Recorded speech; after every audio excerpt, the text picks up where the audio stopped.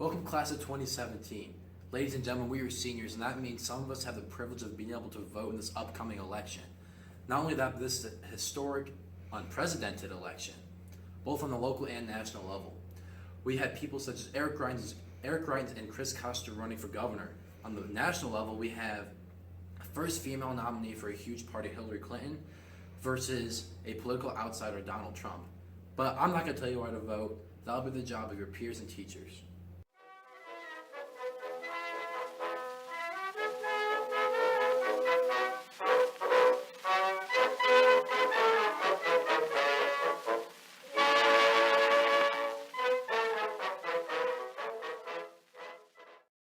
I wish I could vote because then I could use my voice to make a change in the country and I could be more involved as a citizen. Well, voting is our most direct voice in the community. It's the easiest way to take a stand and get your opinions heard. Even on a local level, it matters because it matters in what decisions get made in your community. I wish I was able to vote for this election, considering it's the most important one that we've had in a while. This election is between two people that do not have a good reputation, but we need to choose the right one despite of it. I believe that there's many people out there that do have the right to vote due to their age, and they do not go out to take the time to vote, and I think that is extremely not what you should do as a citizen. As an American citizen, you have to vote, and since I'm not able to vote, I try my best to encourage people to get out in the polls in November. Well, I'm not old enough to vote yet, but I wish I could because I think it's really important that everyone goes out and does their civic duty and votes, especially since we're so lucky to live in a country that is a democratic republic where we really can make a difference and show our opinions and get those opinions enacted into laws.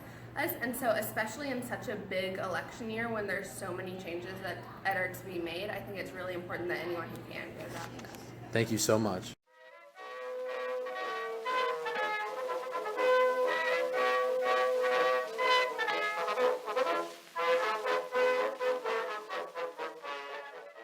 I'm excited to vote in this upcoming election because it's one of the most important elections. And I also believe that as a citizen, everybody should express their right to vote. I'm excited to vote in this upcoming election because I finally get to exercise my right to decide which leader I find is best fit to lead this nation.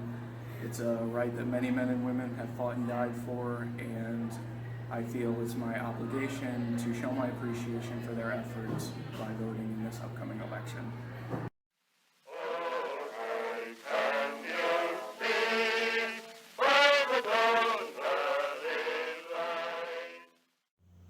All right, Mr. Butler, why do you believe it's important to vote? Voting is one of the most important things that people can do in this country.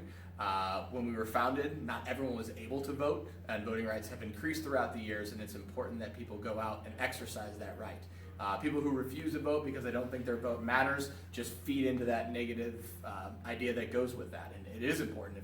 If everyone really voted, we would have a true sample of what the people in the country really believe on a topic, and not just a sample of a small portion of the population who thinks their vote matters, because really everyone's vote does matter.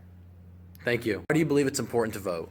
It's important to vote in the United States because we have a republic, which means that we elect representatives to make decisions for us. So we as the citizens give power to the people we elect to make really important decisions for us.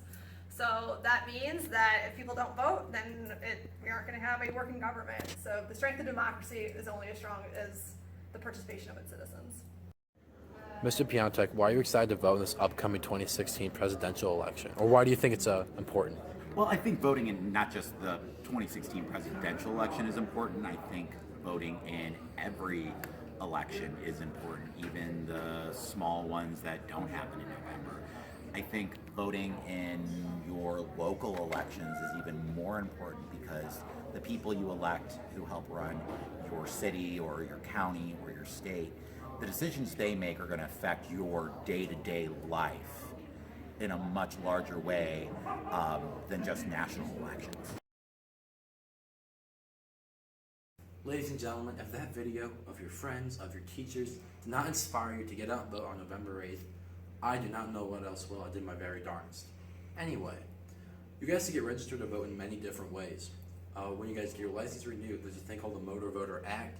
So basically, they'll just ask you, hey, do you want to register? It's that easy. You can register online, in the mail, at the actual Board of Elections. And after you do register, within a few weeks, few days, whatever, you'll get a thing in the mail that says you're registered to vote. You take that to your polling place on November 8th, and you're good to go, and you're part of history. However, the most important thing is, and the point of this video, is to make sure that you guys are registered to vote. And that day is October 12th. Highlight it, underline it, star it, October 12th. You guys can check to see if you're already registered at sos.mo.gov, and if you'd like to register at sos.mo.gov. Remember, October 12th is the date. Don't miss out on history, guys. It's a big part that we're a part of it. Thank you.